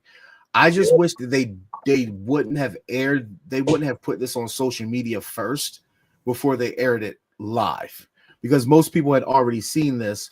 And I get it. There's not a lot of fans that are looking into social media before, you know, wrestling. So that might just be a nitpick by me. So much wrestling every single day. You know what though? But I would ask like a young 20s wrestling fan. Straight up. Like I would ask somebody that's 15 years younger how they felt about this, because I got a feeling they might have seen this before the show. You know, they're definitely transitioning to that. Like sometimes there's certain content that you see on social media outside of the main show. I mean, speed is one of those things.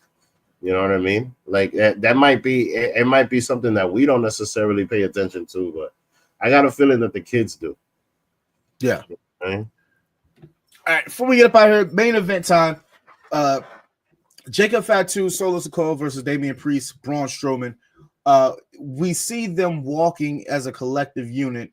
Solo begins talking as he usually did, and as he's getting into, I guess, the meat and potatoes of his promo, Jacob just takes over. I mean, what do you want to do? What do you want to do? DP Strowman, we already did this before. I told you, I'm all gas, no break. Know what I mean? Hit my music. I said, damn. And the look that Solo is giving him as he's giving his promo is like, damn, this mofo's spitting fire right now. But he just cut me off. You know what I'm saying? Like, and Tama Tonga's in the background. And this is why I say Jacob literally is the one that is going to be a face. Solo don't have nothing but a towel with his name on it. You know That's what? it. Bro? Jacob got a whole werewolf hoodie, werewolf shirts. You know what's crazy? He's gonna be the one. He's got all of them a hood, but he's the only one that's got the freedom to be hood. He's definitely the only one. He's the only one. But I think it's because they know his history. They know his past of being in jail. That's but fine, they don't shy away from it. They don't let him shy away from it because they did speak about it when he first came in. They did speak about it. This is why they were saying when he first came in. Remember when Jay was trying to talk to Solo and he said, "Why'd you have to go and get him? There's a reason we stayed away from him." You know. So I think that WWE lets Jacob Fatu embrace that side, but it doesn't have to show all the time. Sort of Booker T wise, you know what I'm saying? Booker T, when he first adopted the WWE way, he was still a little hood because he was you know not trying to fit in, but trying to stake his claim. Like you can't run over top of me just because I'm from WCW, right? And Vince got Booker to kind of open up his character in a sense, and that's when we got the supermarket shtick with Stone Cold, and then we got the King Booker because he was able to show his range. And once they let you be you first, and you could do you and still be believable and not over the top. And I think this is what they're doing right now with Jacob. They're just letting Jacob be Jacob, and it's working to a T because it's not far from who he was in MLW. No, but he's definitely giving off New Jack vibes. Oh, for sure. Nino Brown for sure. He's definitely giving New Jack vibes. Like, oh right, this guy is a loose cannon. Like you don't know, he's unleashed. I feel like WWE going to try to. I feel like WWE going to try to trademark all gas no break. I feel like they're going to try to trademark. I think they're going to trademark. No. I mean, I don't even know how you spell that. So I don't even, you know what I'm saying? That's more of a. That's more of a sound. I'm gonna put it on his shirt. That's more of a sound. It's like when Cam, you know, Tamatonga's joint is easy. Yeah. And it's funny how that's getting over. Like that's easily, slowly getting easily. But now that I mean is just a. It's just a sound. It's like when Cameron and Dipset was saying, you know, da-da-do, that be the cop coming. You know, that's the cops coming. That's what they say in the streets in Harlem. That da-da-do, that means drop whatever you got, run, the cops is coming. We don't know how to spell it, but we just know the sound that it is. You know, da-da-do, da-da-da mean, you know, but we don't know. So I don't know how they're going to trademark that. I miss the days when things were simple and everything was woke. Black Rob, rest in peace, Black Rob, man. Spanish Harlem legend right there. That's a Spanish Harlem legend.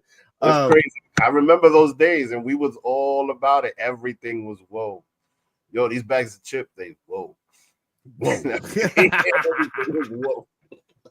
This match here, powerhouse match. As I said earlier in the match, I'm glad that Priest was able to come over to SmackDown because having AJ Styles in this match, and I think that AJ was traded for Priest, but it was McIntyre. But I still say Priest. He wouldn't fit in this match. This is a lot of big meaty men slapping meat over here. Pause. This is a lot of man action here. There's a lot of beefed up guys here, and I don't think that an AJ Styles will be able to fit into it. But heavyweights getting thrown around the ring shifting. Big meaty man slapping meat. That's what I want. Exactly. Big meaty men slapping meat. But we get another miscue from the bloodline. I don't want to say the bloodline. I guess I would call it the family. Where I thought it was unique that Tama Tonga's trying to help, as he should. And Jacob ends up super kicking Solo. The funny thing is the look on Jacob's face wasn't even like, oh shit, I didn't mean to do that. The look on Jacob's face is like, shit. That's the way it go. Know what I mean? It happens sometimes. Whatever. It happens. He didn't show no remorse. Right. He showed no remorse. Yeah. And you know what's sad? They totally burying Solo Sikoa. You think so? They're totally burying Solo Sikoa when it comes to. Like, I don't know what the outcome of this is going to be. But clearly, what they're showing here is that Solo wasn't good enough, and Jacob is way more over.